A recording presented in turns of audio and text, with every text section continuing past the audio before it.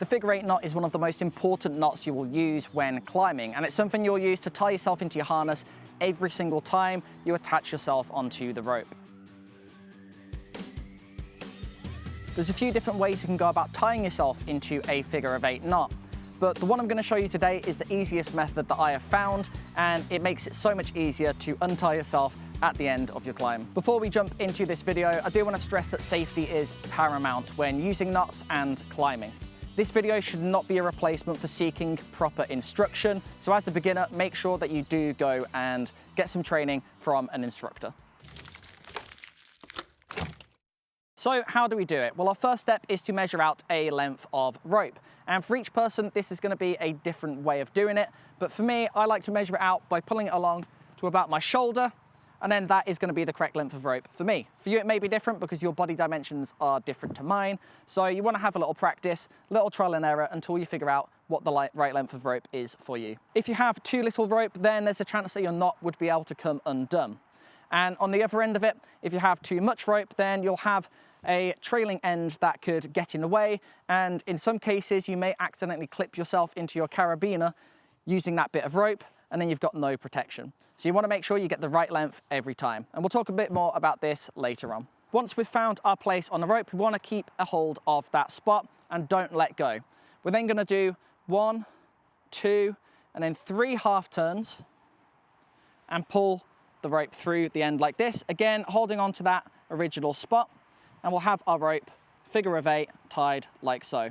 If you don't do those 3 half turns and you only say do the 2 half turns and you pull it through, you could end up with a knot that looks like this, and this is not a correct knot for climbing. This is not a figure of 8, so you don't want to use this knot. If you do that, undo the knot you've just tied, go back, do the 3 half turns, pull the rope through, and go back to your figure of 8. Now that you've tied your figure of 8 knot, we need to feed it into our harness. And the way we do that is we find where the tail end of the rope goes over the top of the loop. So we have it here. We'll want that tail end facing upwards. Next, we need to find the points on our harness where we're going to be tying in from. And as you can see, we have 3 different loops on our harness. We have our waist loop, our belay loop, and our leg loop. Never tie in to your belay loop. You always want to tie in through the waist loop and the leg loop. And the way we do that is we take the tail end of our rope and we feed it through the bottom and then up out of the top. And then we have that going through both our waist and our leg loops. The reason we want it through both is if one part of your harness fails, the other part can keep you nice and secure. And by having it go through your waist as well as your leg loops, it can be much more comfortable when you're hanging on that rope for extended periods of time. As a quick side note, again, you could go on either side of your belay loop, but I've always found going on the left-hand side for me, because I'm right-handed, is much easier, because as I feed the rope up through, I don't have to faff on as much by reaching over the belay loop to pull it through with this hand. Now that you've got the rope threaded through your harness, we need to go back into our figure of 8. And the way we do this is, again, as I mentioned before, make sure the tail end of the rope is on top of the loop, and we feed in to the side of it. And we want to make sure that goes nice and parallel, and we also want to pull that in extra tight. If we have too much space on our loop, like here, we could accidentally clip into this, it could get caught on something, and just will end up having no end of trouble. So you want to make sure that you pull it in nice and tight. Then we take the tail end of the rope and we trace back along the route that we just created in our first figure of 8. And the way I like to do this is by placing the tail end of the rope on top of the rope that's currently in a figure of 8.